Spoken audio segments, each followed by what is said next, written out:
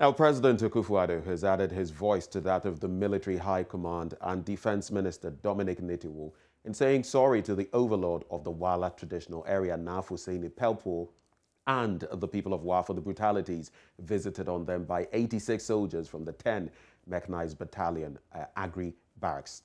He assured that government would do everything possible to ensure that such an incident is not repeated.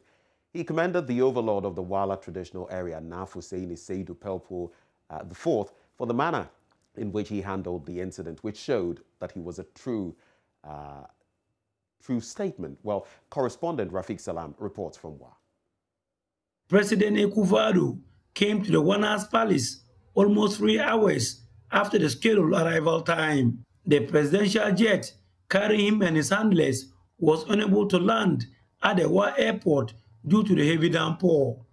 For 3 hours, the overlord of the Wala traditional area and his subjects were gorgeously dressed and seated with a tall list of challenges they want him to fix.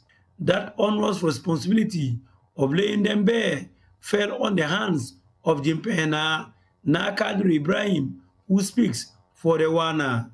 He first commended the president for redeeming some pledges he made during the electioneering campaign before reminding him of the unfulfilled ones. Dual carriageways from the SDD UBIT, that's the University of Business and Integrated Development Studies, to the Driver and Vehicle Licensing Authority office, and from the police station to the residency. Polyclinics at Busa and Boli. Third is elevation of the one municipality to a metropolis and the carving out of a new constituency from the Wa Central constituency.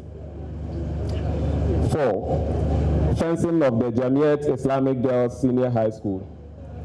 Your Excellency promised to attend to it immediately and instructed the Honorable Regional Minister to take notice of it. This need is urgent now, as recently a notorious rapist was caught in one of the dormitories. His case enraged some of the teachers to the extent that they almost took the law into their hands. The situation, Your Excellency, is simply bad. President Akufo-Addo pledged to fix the challenges enumerated. As far as the roads are concerned, during my first term, we were able to asphalt 1,200 kilometers of roads in the country. It's the most by any government in the Fourth Republic.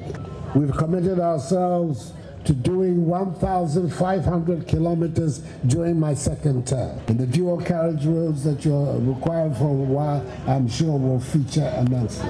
And the Minister of Agriculture, I don't know whether he has been informed, but if he hasn't, I'll inform him about this issue about the shortage of fertilizer in the area. He then waded into the July 1 Republic Day 86 War soldier brutality, saying sorry for the incident and commended the Wala overlord for the role played to solve the issue. And I was very happy to read in the newspapers that you yourself had come out to recognize that the promises that had been made had been kept, and that now we should put that incident behind us and go forward on a good note.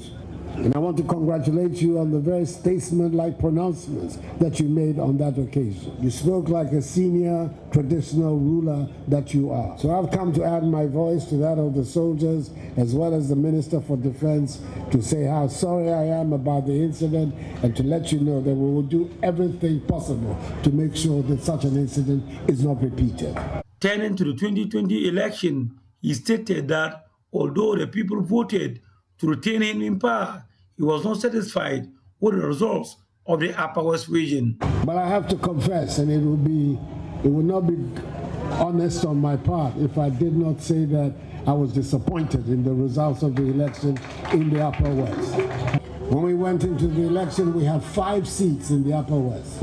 When the election results came, we had lost 3 and gained 1, i.e. in net terms, we lost 2 seats in the Upper West. Well, now you know what this region means to me and the people of the political tradition I represent.